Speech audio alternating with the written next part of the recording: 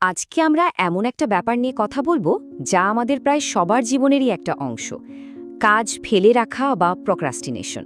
কিন্তু এটা আসলে শুধু অলসতা বা ইচ্ছার অভাবের গল্প না। এর গভীরে লুকিয়ে আছে আমাদের মনের ভেতরের আর ব্রেনের সেই সব কারণ যা আমাদের মধ্যে সবসময় একটা যুদ্ধ তৈরি করে। চলুন এই ভেতরের লড়াইটাকে একটু কাছ থেকে দেখি।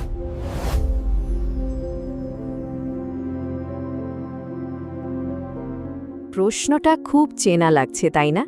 জানি যে কাজটা জরুরি, ডেডলাইনও চলে আসছে, কিন্তু আমরা যেন শুরুই করতে পারছি না। আমাদের মন ঠিকই জানে যে কাজটা করা উচিত, কিন্তু কেন জানি না শরীর আর মন সায় দেয় না। এই যে একটা আপাত দৃষ্টিতে অযৌক্তিক আচরণ, এর পেছনে কিন্তু গভীর বিজ্ঞান লুকিয়ে আছে। আচ্ছা, সবার আগে যে জিনিসটা বুঝতে হবে তা হলো আমাদের ব্রেন সময়কে কিভাবে দেখে। কেন ভবিষ্যতের একটা বড় পুরস্কারের থেকে আজকের ছোট্ট একটা আরাম অনেক বেশি আকর্ষণীয় মনে হয়?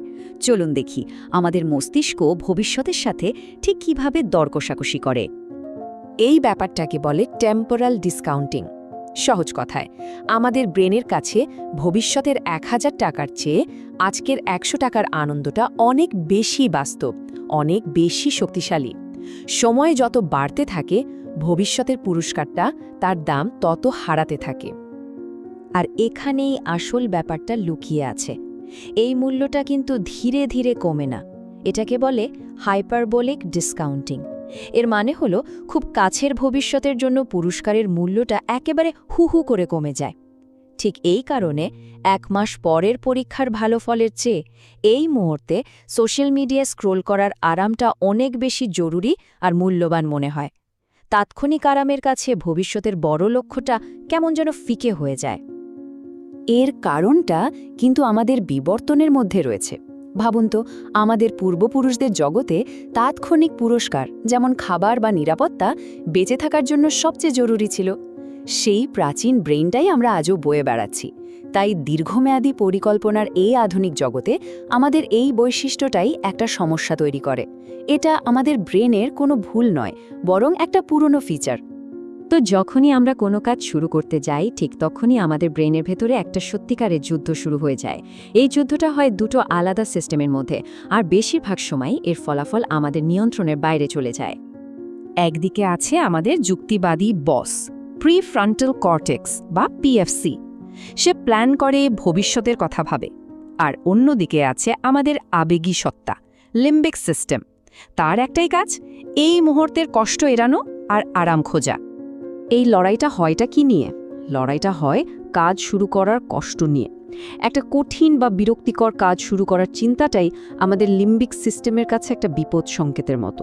এটা একটা শারীরিক অস্বস্তি বা মানসিক যন্ত্রণার অনুভূতি তৈরি করে। আর ঠিক সেই মুহূর্তে আমাদের আবেগ কেন্দ্র একটা ইমোশনাল ভিটো বা আবেগজনিত নিষেধাজ্ঞা জারি করে দেয়। আমাদের যুক্তিবাদী মন যতই বোঝানোর চেষ্টা করুক যে কাজটা জরুরি, লিম্বিক সিস্টেমের দেওয়া তাৎক্ষণিক কষ্টের অনুভূতিটা এতটাই তীব্র হয় যে শেষ পর্যন্ত আবেগই জিতে যায়। একটু ভাবুন তো, কতবার আপনার যুক্তি হেরে গেছে এই আবেগের কাছে? তাহলে তাৎক্ষণিক যুদ্ধটা তো আমাদের আবেগ জিতে গেল, কিন্তু এই ফেলে রাখা কাজের বোঝাটা কার ওপর চাপে? এমন একজনের ওপর যাকে আমরা ঠিকমতো চিনিই না, আমাদের ভবিষ্যৎ আমি। বিজ্ঞানীরা এফএমআরআই স্ক্যান ব্যবহার করে একটা অবাক করা জিনিস আবিষ্কার করেছেন। যখন আমরা আমাদের ভবিষ্যতের আমির কথা ভাবি, তখন আমাদের ব্রেন এমনভাবে রিয়্যাক্ট করে যেন সে অন্য কোনো মানুষের কথা ভাবছে, নিজের কথা নয়। কথাটা খুব গুরুত্বপূর্ণ। আমাদের ব্রেন আমাদের ফিউচার সেলফের সাথে কোনো মানসিক সংযোগই অনুভব করে না, তাকে একজন অপরিচিত মানুষ হিসেবে দেখে। আর এর ফলাফল কি? যেহেতু ভবিষ্যৎ আমি একজন অপরিচিত, তাই আজকের কঠিন কাজটা তার ওপর চাপিয়ে দিতে আমাদের কোনো অপরাধ বোধই হয় না। আমরা ভাবি ওটা ভবিষ্যতের আমি সামলে নেবে।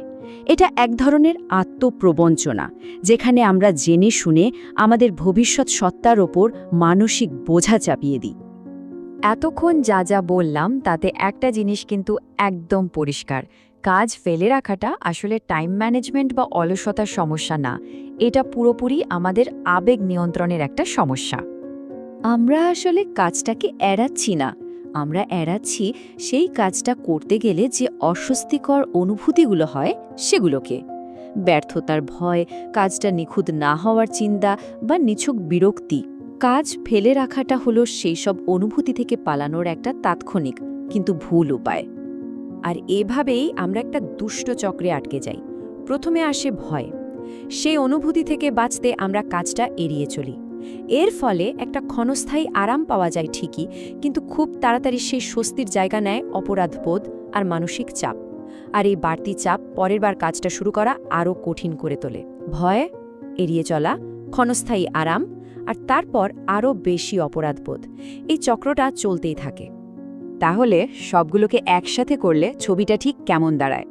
এটা আসলে কোনো একটা কারণের জন্য হয় না, বরং একটা জটিল চেন রিয়াকশনের মতো কাজ করে, যেখানে বিজ্ঞান আর আবেগ মিলেমিশে এক হয়ে গেছে। সংক্ষেপে বললে, প্রথমে একটা কাজ আমাদের মধ্যে ভয় বা অস্বস্তির মতো একটা নেগেটিভ অনুভূতি তৈরি করে। আমাদের আবেগ কেন্দ্র বা লিম্বিক সিস্টেম সঙ্গে সঙ্গে একটা ইমোশনাল ভেটো দেয়। হাইপারবলিক ডিসকাউন্টিংয়ের কারণে ওই মুহূর্তের আরামটা অনেক মূল্যবান মনে হয়।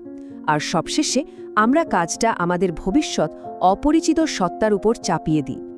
আসলে এই পুরো সমস্যাটাই হলো আমাদের সেই প্রাচীন ব্রেনের গঠন আর আধুনিক সভ্যতার দীর্ঘমেয়াদী পরিকল্পনার চাহিদার মধ্যে এক ধরনের সংঘাত। আমাদের মস্তিষ্ক যেভাবে তৈরি তা আজকের বিশ্বের জন্য সবসময় উপযুক্ত নয়। এটা বোঝা কোনো দুর্বলতা নয়, বরং এক ধরনের গভীর আত্মসচেতনতা। যদি তুমি এই আলোচনাটা এই পর্যন্ত শুনে থাকো, তার মানে হলো তুমি নিজেকে বিচার না করে বুঝতে চাইছো, আর নিজের ভেতরের এই জটিল যুদ্ধকে বোঝার চেষ্টা করাটাই হলো আসল সাহস।